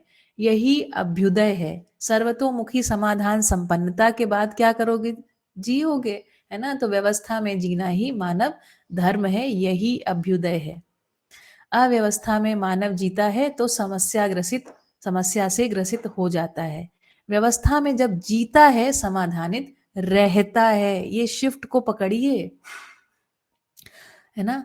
व्यवस्था में जब जीता है, समाधानित रहता है। इसलिए कह रहे हैं जागृत मानव परंपरा बन जाएगी। क्यों? क्योंकि एक व्यवस्था आ गई, उसी व्यवस्था में जी रहे हैं, सर्व सदा सदा, है ना। समाधान सुलभता है, न्याय सुलभता है ना। शिक्षा में, परिवार में, है ना, और लोगों की बातचीत, परिवारों की परस्परता में, सब जगह। तो ऐसा क्या होता है? व्यवस्था में जीने से व्यक्ति समाधानित रहता है। आदमी समस्याग्रस्त रहना चाहता नहीं है, अतः आदमी समाधानित रहना चाहता है। समाधान बराबर सुख, मानव सुख धर्मी है। समस्या बराबर दुख, समस्या को आदमी चाहता नहीं। भय और प्रलोभन के आधार पर समाधान होता नहीं, और सारा संसार तुला हुआ है कि भय और प्रलोभन के आधार पर समाधान हो जाए। देखिए, है ना, ये सब बातें आपको याद रहेंगी ना, कि लोग सोच रहे हैं जी भय और प्रलोभन के आधार पर समाधान हो जाए, है ना। जिस व्यक्ति को समृद्धि प्रमाणित करना है, वो असंग्रह को अभी क्या मानते हैं? असंग्रह को मानते हैं कि आपके पास मुद्रा शून्यता हो जाए, इसको असंग्रह। शिफ्ट, आदर्शवाद में घुस गए गड्ढे में, है ना। हम स्लिप कर ही जाते हैं। अच्छा, एक और मजेदार बात है, जब जानते हैं, जब कोई लोग व्यवस्था का भी चित्रण करते हैं, बाबा जी उसमें ग्राम, ऐसी सब बातें डालते हैं, तो लोगों को लगता है हम लोग ही कोई गांव में रहेंगे, कच्चे मिट्टी के घर होंगे, है ना, खाने की किल्लत हो जाएगी, क्योंकि वही चित्रण पीछे से आ रहा है ना, कि गांव में सुविधाओं की कमी है। जब आप 10 सोपानी परिवार मूलक स्वराज्य व्यवस्था को पढ़ते हैं, मेरा मुंह खुला रह गया। मैं सोचती हूँ कि यार ये क्या मतलब, ये कैसा चित्रण है? ये तो बिल्कुल स्वर्ग का चित्रण है ना। यहाँ पर हर एक क्षण में सुविधा संपन्नताएं हैं, हर एक क्षण में समाधान संपन्नता है। कोई क्षण में आपको कमी महसूस ही नहीं हो रही है। सदुपयोग के अर्थ में चल रहे सब चीजें आवश्यकता से अधिक उपलब्ध हैं। ये चित्रण हम कर नहीं पाते, जैसे ही गांव का बात करते हैं ना, क्योंकि गांव का चित्रण अभी कुछ भ्रमित चित्रण वहां पर बैठा हुआ है। लगता है कि खाने को नहीं मिलेगा, अच्छे से जीने को नहीं मिलेगा, उत्पादन करने में श्रम की स्वीकृति नहीं तो घबराहट होती है कि उत्पादन कैसे करेंगे, खेती बाड़ी तो आता नहीं है। अरे भैया, सब हो जाएगा, है ना। परिवारों की परस्परता में होना है। ये क्यों होता है? क्योंकि ये व्यक्तिवादी गड्ढे में गिर गए। सोचना शुरू किए तो व्यक्तिवादी गड्ढे में गिर गए, कि हाँ, जैसा लगता है हमको सब कुछ अकेले करना है। जी, आपको अकेले नहीं करना है, साथ में करेंगे, है ना। व्यवस्था में चित्रण सटीक बनाए रखिए, किसी गड्ढे में ना गिरिए, अपने आप खुश रहेंगे। आधी खुशी तो इसी से हो जाती है ना, कि हम यहाँ पहुंच सकते हैं, ये क्लैरिटी आने से। हाँ, तो अकेले करने का लोड वगैरह ना ले लीजिएगा, है ना। समझने के लिए दम लगाइए बस। ठीक। भय और प्रलोभन के आधार पर व्यवस्था को समीकरण करने के लिए हम आज भी शिक्षण प्रशिक्षण करते हैं, जबकि इससे व्यवस्था हो नहीं सकती, है ना। कहीं एक जगह पर भय और प्रलोभन के आधार पर कुछ बनता है, तो उसी क्षण से उनके टूटने का कार्यक्रम शुरू हो जाता है ना। भय और प्रलोभन के आधार पर कुछ बहुत सारी व्यवस्थाएं आदि बनती हैं, जिनको अभी आप कंपनी कहते हैं, या लेबर की वो क्या होती हैं, लेबर की बना लेते हैं अपनी एक टीम जैसी, लेबर यूनियन। हाँ, है ना। एक बाबा जी वीडियो में बोल रहे हैं कि कैसे उसी क्षण से वो टूटने का आधार भी हो जाता है ना। कोई यूनियन बनता है, फिर टूटना उसी उसी क्षण से शुरू हो जाता है। तो देखिए हम कभी एकत्रित हुए हैं, है ना? तो क्या भय और प्रलोभन के आधार पर एकत्रित हुए हैं? जैसे परिवार से हम देखिए परिवार से जो लोग छूट के चले गए उनकी समीक्षा तो हम लोग बहुत करते हैं, वो विरक्तिवादी और ये वादी। ये भी देखिए लोग जो परिवार में जुड़े हुए हैं, है ना? वो किस आधार पर जुड़े हुए हैं? हम सब लोग अपने आप को ज़रा थोड़ा खंगालिए। हम परिवारों में हम क्या परिवारों से बाहर जाके जी सकते हैं, है ना? जैसे किसी महिला को कहिए कोई वहाँ पर बहुत शोषण हो रहा है। एक छोटा-सा मुद्दा है महिलाओं के लिए आप सोचिए, सभी लोग सोचें पुरुष भी सोचें, है ना? सोचने के रूप में समानता ही है। तो बताइए एक महिला कई बारी आपने ये देखा होगा किसी ऐसी जगह पर जहाँ संबंधों में शोषण हो रहा है, पुरुषों में भी ये है ना? वो उनके साथ समाज में अधिकांश रूप से होता है ना? या परिवार में भी होता है। संबंध को हम वहाँ से हट नहीं सकते भले ही कितना शोषण हो रहा है, इसका दबाव महसूस करते हैं कि समाज वाले क्या कहेंगे? हमारी नाक कट जाएगी, है ना? ये जो भय और प्रलोभन के आधार पर या फिर हमारी सारी सुविधाएँ बंद हो जाएँगी, है ना? अभी खाने को तो मिल रहा है, पहनने को तो मिल रहा है, इतना बढ़िया कमरा, इतना बढ़िया हमारा घर है ना? इसमें रहने को तो मिल रहा है। तो देखिए क्या कहीं आप इसके आधार पर तो है ना, शोषण वाले संबंधों में तो नहीं पड़े हुए हैं, ये भी बहुत खंगालने की जगह है। इस जगह हिल जाते हैं हम लोग, है ना? जो लोग अपने को सो कॉल्ड कहते हैं कि हम संबंध में जी रहे हैं, है ना? जो लोग का मतलब हम ही लोग हैं ना, हम ही लोग हैं। और इस दबाव को आप थोड़ा तहे दिल से महसूस करिए कि हम ऐसा हम में अनुभव करते हैं, इससे बेहतर स्थान पर जाना है ना? तो भय और प्रलोभन के आधार पर व्यवस्था को समीकरण करने के लिए जो शिक्षण प्रशिक्षण चल रहा है, इससे व्यवस्था हो नहीं सकती, तृप्ति हो नहीं सकती। कहीं एक जगह पर भय और प्रलोभन के आधार पर कुछ बनता है तो उसी क्षण से उसके टूटने का कार्यक्रम शुरू हो जाता है। टूटन जो है ना वो मन में ही है ना? वहाँ पर मन जो है वो एक रूप नहीं हुआ। मन एक रूप, वृत्ति एक रूप है ना, समाधान में ही होगी। अतः मूल्य और मूल्यांकन के आधार पर ही व्यवस्था होगी। परिवार व्यवस्था, प्रौद्योगिकी, प्रशासन, राज्य व्यवस्था, सभी स्तर पर व्यवस्था इसी विधि से होगी। व्यवस्था का मतलब यही है मानव अपनी प्रामाणिकता को प्रस्तुत कर सके, न्याय का निर्वाह कर सके और व्यवस्था में भागीदारी कर सके, है ना? ये छोटी सी बातें हैं, इन पर खूब ध्यान दीजिएगा। देखिए है ना, जब हम अपने भीतर कोई दबाव महसूस कर रहे हैं तो किस बात का वास्तव में दबाव महसूस कर रहे हैं, क्या चीज है जो हमको हिला डुला रही है है ना? इतना तो हम कर ही सकते हैं। बढ़िया, किसी को कुछ ऐड करना हो तो ऐड कीजिए। आज का पठन यही समाप्त करते हैं। कहिए कौन सी बात पर आज ध्यान गया, बताइए। भागीदारी को सुनिश्चित करने के लिए भी मन बनाना पड़ता है, माइक को ऑन करना पड़ता है। जी जितेंद्र भैया, हाँ हाँ, कहिए कहिए।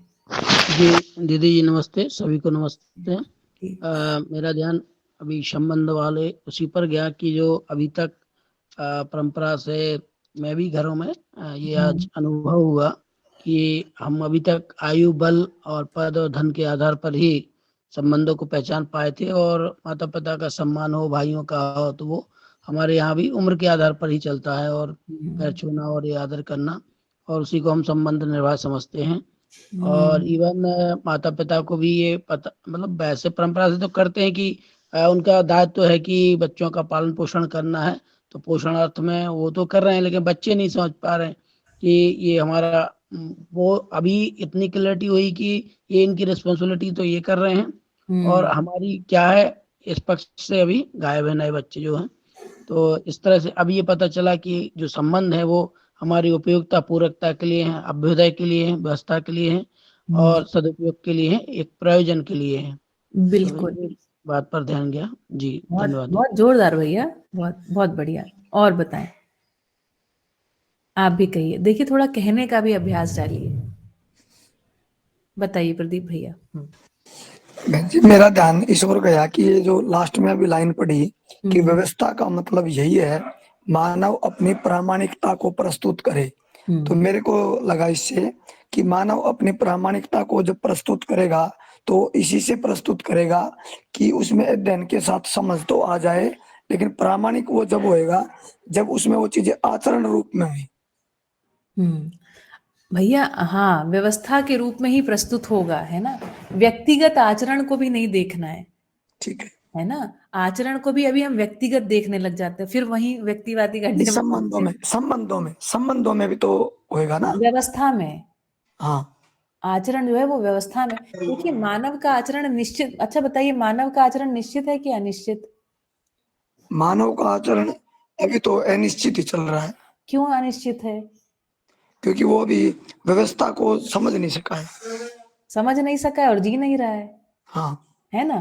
तो अब ये अनिश्चित इसलिए है, तो निश्चित किस लिए हो जाएगा? क्योंकि व्यवस्था सुनिश्चित हो जाएगी, है ना? अन्यथा किसी में, है ना, अनुभव की स्थिति आ जाती है तो वैचारिक स्थिरता हो जाती है ना? इसके अलावा सब कुछ हो गया। लेकिन अब देखिए बहुत सारी बातें हैं, तो जैसे बाबा जी ने बहुत सारे, बाबा जी अनुभव संपन्न हो गए, है ना? पूरी मानव जाति के लिए हमारे पास वांग्मय लिख के रख गए। कहीं कहीं जैसे एक बाबा जी के साथ वीडियो है, तो बाबा जी से कहते हैं आप क्या शोषण में नहीं जी रहे हैं, है ना? आप भी तो ये वाली बिजली का इस्तेमाल कर रहे हैं। तो बाबा जी उसमें बता रहे हैं हमने सोलर पैनल के लिए अप्लाई किया है। यदि व्यवस्था नहीं है तो बाध्यताएं व्यवस्थाएं बनी रहती हैं। आप क्या करोगे? बिजली वही वाली घर में जलाओगे कि नहीं जलाओगे? इसलिए व्यवस्था को खड़ा करना बहुत आवश्यक है। प्रकृति के साथ कैसे, नहीं तो हम कहेंगे कि हाँ जी हम प्रकृति के साथ बढ़िया जी रहे हैं। अधिकांश जो हम कर सकते हैं वो हम करेंगे, है ना? नहीं तो व्यवस्था खड़ी करना बहुत बड़ी बाध्यता है। है ना? और इस समय की स्थिति में देखें तो भले आप न्याय धर्म सत्य समझने में थोड़ा देरी लगा लीजिए, प्रकृति के साथ जीना परम बाध्यता है। नहीं तो 2-4 साल में बस हम टिपिंग पॉइंट पर पहुंच गए हैं, खत्म काम। बाबा जी एक वीडियो में बोलते हैं कि यदि धरती ये नहीं रहेगी तो, है ना, आखिरी में कहते हैं तो ये क्या कर लेगा, वो मध्यस्थ दर्शन है क्या कर लेगा, ठीक है, कुछ नहीं कर पाएगा। तो प्रथम स्थान है वहां पर, वही धरती को तो बनाए रखिए। इतना जो 4.5 अरब वर्ष का श्रम है उसका मूल्यांकन कितना है हमारे दिमाग में? 0। जिस क्षण आप भोग, धरती का श्रम लगा है ना, वो भी श्रम है कि नहीं है? अग्रिम अवस्था में जाने के लिए श्रम किया है धरती ने, है ना? उसका मूल्यांकन क्या हो गया? 0। तो कौन सी स्थिति में पहुंचे हैं देख लीजिए। ये होता है जब हम मूल्यांकन नहीं करते, और मूल्यांकन नहीं कर पा रहे हैं इसीलिए यहाँ पर दुखी दरिद्र प्रताड़ित घूम रहे हैं, है ना? वस्तुओं का मूल्यांकन करने की ताकत नहीं आई, वो ताकत की आवश्यकता है और वो आएगी, है ना? ऐसा नहीं है कि नहीं आएगी, आ जाएगी। बहन जी अब तो प्रदूषण इतना बढ़ गया कि आंखों से दिख रहा है कि नीला नीला काला काला एटमॉस्फेयर में बताइए भैया। दिख रहा है, आंखों से बिल्कुल, कि वहां पे जब दिल्ली में ड्यूटी करने के लिए जाते हैं ऐसा लग रहा है जैसे मरने के लिए जा रहे हैं। हाँ, क्या किया जाए भैया, कुछ तो करना पड़ेगा इसके लिए, है ना? और सबसे बड़ी बात है समझना समझाना, है ना? लोगों के साथ वाद संवाद। अभी भी लोगों को लगता है कि नहीं हम बस हो जाएगा, हम हमारा पैसा हो जाएगा तो हमारा सब काम हो जाएगा। होगा नहीं। जानते हैं जब हम बहुत सारी डॉक्यूमेंट्री समझदारी के साथ खड़े होते हैं तो आप हिल जाएंगे। अभी हम लोग बहुत कम, हमारे पास इंफॉर्मेशन है इसलिए हम लोग इस तरीके की मूर्खता कर पाते हैं, और मीडिया हमसे वो छुपा करके रखता है ना? इसलिए अपने आप को एजुकेट करना बहुत इंपॉर्टेंट बात है। दर्शन से तो आप एजुकेट करिए, साथ में अन्य चीजों से भी एजुकेट करते रहिए। हाँ जितेंद्र भैया। जी जी दीदी जी, एक बात और बोलना थी, जो मतलब जैसे अभी बात आई कि व्यवस्था में जीना है, तो जैसे कि मैनेजमेंट है ये हम समझते हैं, लेकिन क्या करना ये नहीं आता था। तो अभी ये चीज क्लियर हुई कि व्यवस्था है ना, जो 5 आयाम है, शिक्षा संस्कार, न्याय सुरक्षा, स्वास्थ्य संयम, उत्पादन कार्य और विनिमय, इसमें सभी को भागीदारी करना है और समग्र व्यवस्था में भागीदार होकर रहना है। ये चीज पर ध्यान दिया जी। सटीक सटीक, बहुत बढ़िया जितेंद्र भाई, ठीक है। चलिए तो मुझे लगता है कि हमने बात को रख लिया है, और भी कोई कुछ कहना चाहे तो कह दें। परिवार जो है वो व्यवस्था की मूल इकाई है, ये मम्मी कह रही है ना? ये बात पे ध्यान दीजिए। और परिवार व्यवस्था की मूल इकाई किस स्वरूप में? परिवार का स्वरूप, इसको सटीक समझना। दर्शन क्या कह रहा है, किसको परिवार कह रहा है, यहाँ पे भी बहुत सारा भ्रम है, कंफ्यूजन है।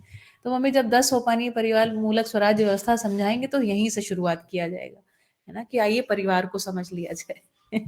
ठीक है, चलिए तो मिलते हैं कल सुबह ठीक 7:30 बजे, और आपका दिन शुभ हो। हरिहर। हरिहर दीदी, नमस्ते सभी को। नमस्ते।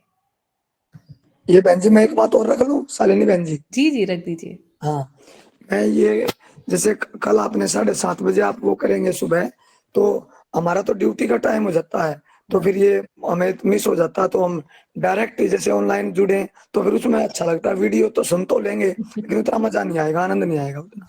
हाँ, तो ये टाइम अगर हम जैसे शाम का अगर एडजस्ट हो जाए तो परिवार को भी फायदा होए और व्यवस्था में भी थोड़ी सी भागीदारी होगी, हमें भी थोड़ा सा अच्छा लगेगा, हम भी जुड़ पाए। भैया मैं आपको थोड़ा सा सभी सभी को शॉर्ट में अपने आगे के कार्यक्रम बता देती हूँ। ये वाला वीक अभी नेपाल में एक ऑनलाइन परिचय शिविर जब मैंने वो किया ना, उसके फलस्वरूप ये हुआ कि वो भैया जो हैं कमल सिल्वर करके, तो उन्होंने कहा कि इसमें आप अपनी भागीदारी सुनिश्चित करिए। तो सैटरडे का टाइम वहां पर बुक है। मेरा भी अध्ययन चल ही रहा है ना, पठन चल ही रहा है। एक हम लोग 4 से 5 एक अध्ययन करते हैं जिसमें अभी व्यवहारात्मक जनवाद पूरा होने वाला है। एक हम अभी स्त्री विमर्श को लेकर के एक हमारा हम अपने आप को ही नर्चर कर रहे हैं। मुझे खुद ही नहीं पता है क्योंकि मैं एक इंजीनियरिंग बैकग्राउंड से आती हूँ, साइकोलॉजी बैकग्राउंड से आती हूँ, मैंने कभी जिंदगी में पढ़ा ही नहीं है सारा कंटेंट। तो हम उस कंटेंट को रेडी करें, तो ऐसे करके ना दिन में 6 घंटा तो हम खुद ही क्लासेस अभी चलती रहती हैं एक एक करके। फिर खाना भी बनाना है, घर के भी थोड़े बहुत काम है, सब्जी लेने भी जाना है। ये भी है ही परिवार में, है ना, आप रहते हैं तो करना है, छोटे छोटे ये सब काम रहते हैं। तो इनके साथ मैं थोड़ा कार्यक्रम बता देती हूँ ताकि आप लोगों को लगे कि हाँ क्या होने वाला है आगे। ये तो भैया सत्र चलते रहेंगे, इन सत्रों को हम जनवाद में शिफ्ट करेंगे। अभी तो मैं पठन करवाती हूँ, ऐसा नहीं करेंगे। तो बहुत सारे जो व्यवहारात्मक जनवाद मुद्दक में पुस्तक में मुद्दे हैं, और वो मुद्दे जिन पे हम चर्चा नहीं कर पाते क्योंकि कोई प्लेटफॉर्म नहीं है, ऐसे हम हमारे जो वरिष्ठ प्रबोधक लोग हैं उनको बुलाएंगे क्योंकि वो काफी सारी क्लैरिटीज पे पहुंचे हैं। जहां क्लैरिटी पे नहीं पहुंचे तो कई सारे लोग मिलकर के एक निग्रह बिंदु पर आए। इसी को तो सभा कहा है ना बाबा जी ने, कि हम इस जगह पर बैठे। ये जनवाद का प्रस्ताव आगे जैसे ही किताब खत्म होती है वो शुरू हो जाएगा। सुबह 6 से लेकर के 7 बजे तक हम लोग अध्ययन करेंगे। ऑलरेडी चल रहा है अनुभव दर्शन, उसमें अभी पापा पढ़ाते हैं ना, तो उसी ग्रुप में हम इस पूरे को हम मर्ज करने वाले हैं। तो हम वहां पर पठन करके आएंगे, वहां पर अध्ययन करके आएंगे, वहां पर क्लैरिटी करके आएंगे, और यहाँ पर एक मानसिक ताकत को विकसित करना, एक जनवाद को, एक डेटा को, एक है ना डॉक्यूमेंट्री जो इनको देखना समझना, ये काम होगा जिससे हमारी जो क्षमता है ना थोड़ा जल्दी से बढ़ पाए। तो ये 6 to 8:30 का पूरा एक प्रोग्राम आपके लिए उपलब्ध हो जाएगा। दूसरी चीज, शाम के समय में अभी हम लोग बस आज 27 तारीख है ना, 2 दिन बाद श्री राम नरसिम्हन भैया हैं एक, है ना, तो उनको आमंत्रित किया है। वो हमारे साथ 4 दिसंबर से हम लोग विकल्प पुस्तक का अध्ययन शुरू करेंगे, है ना, पठन शुरू करेंगे, उसको समझेंगे, है ना। वो समझ लिया हमने, और उस वो समझने के साथ ही सुबह में हम शिफ्ट हो जाएंगे पठन के लिए, अध्ययन के लिए, है ना। और उसके बाद एक प्रोग्राम हम लोग शुरू करने वाले हैं, नाम कई सारे नाम सोचे हैं। सुबह में संडे को 9 बजे से 12 बजे तक वो ऐसा है कि ये जो बिंदुओं पर क्लैरिटी नहीं आई है, एक चीज जो सामान्य लोग हैं हमारे आपके जैसे, दूसरे हैं बहुत सारे लोगों को क्लैरिटी आ गई, जो वरिष्ठ प्रबोधक हैं या बहुत सारे और लोग भी हैं, है ना, प्रबोधन नहीं भी कर रहे फिर भी बहुत सारी क्लैरिटी है लोगों को। तो वो जो क्लैरिटी है ना उसको डायरेक्ट डाउनलोड करना कि भाई दर्शन में ये चीज नहीं है, ये चीज नहीं है, अच्छा ये ऐसे ऐसे, ये जो उलझाव के मुद्दे हैं इस पर एक जनचर्चा, है ना। और वो जन चर्चा एक सभा विधि सी होगी, मतलब हम सब पार्टिसिपेट नहीं करेंगे, हम सब सुनेंगे। श्री राम भैया के साथ भैया 7:30 से 8:30 वाला समय लेने का प्रयास है। मेरी उनसे 2 दिन बाद बात होने वाली है, इसलिए तो अभी तक कोई अनाउंसमेंट नहीं किया क्योंकि मुझे खुद ही नहीं क्लैरिटी है कि एग्जैक्टली क्या होने वाला है। 30 तारीख को हो जाएगा सारी बातें। अभी आज है ना मानव तीर्थ में कुछ प्रोग्राम है, तो वहां पर व्यस्तता चल रही है, तो मेरी बात नहीं हो पाई, पर एक वैसे अनुमोदन हो चुका है ना, कि ये करेंगे। तो विकल्प का अध्ययन करेंगे, शाम में जन चर्चाएं करते रहेंगे, है ना, जैसा जैसा यथासंभव। और मेरी अपनी भी तैयारी होनी, आपके लिए कोई कंटेंट प्रस्तुत करती हूँ तो यूजुअली एवरी सिंगल डे मेरे को 12 घंटा कम से कम यहाँ इसी टेबल पे मैं बैठी रहती हूँ। पढ़ना है, रेफरेंस निकालने हैं, डॉक्यूमेंट्रीज क्रिएट करने, काम बहुत है भैया करने के लिए।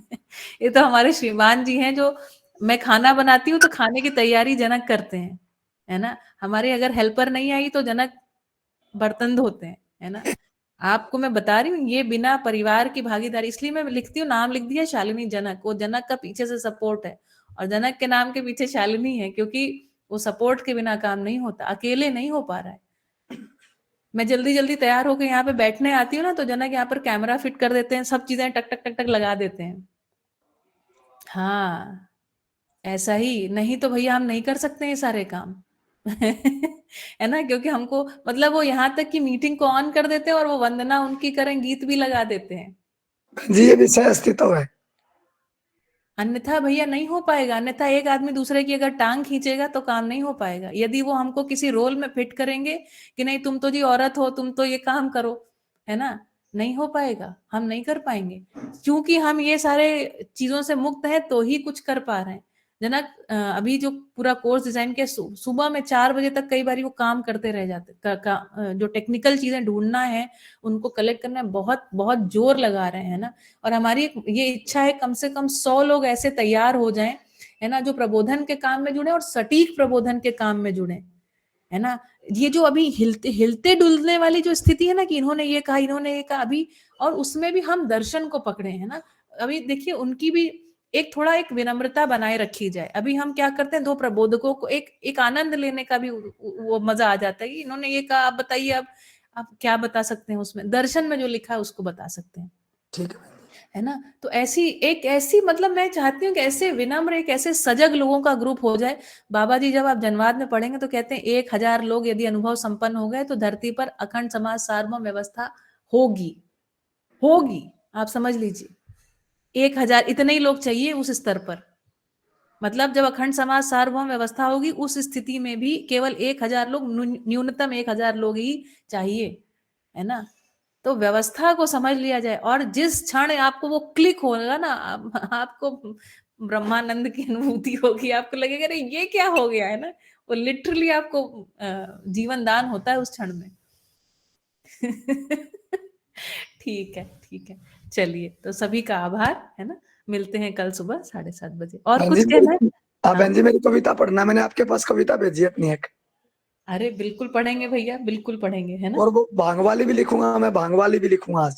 डन डन डन, है ना। ठीक है। एक दिन कविता पाठ हो जाए जागृत। हमारे पास देखिए मम्मी है ना सुनीता पाठक जी, वो भी कविता लिखती हैं। और भी यहाँ पर यदि कोई कविता कवि बैठा हो तो कुछ कहे, है ना। मैं भी कविता लिखती हूँ, कभी कभी हमको आती, अब नहीं लिखते, एक समय था जब लिखते थे।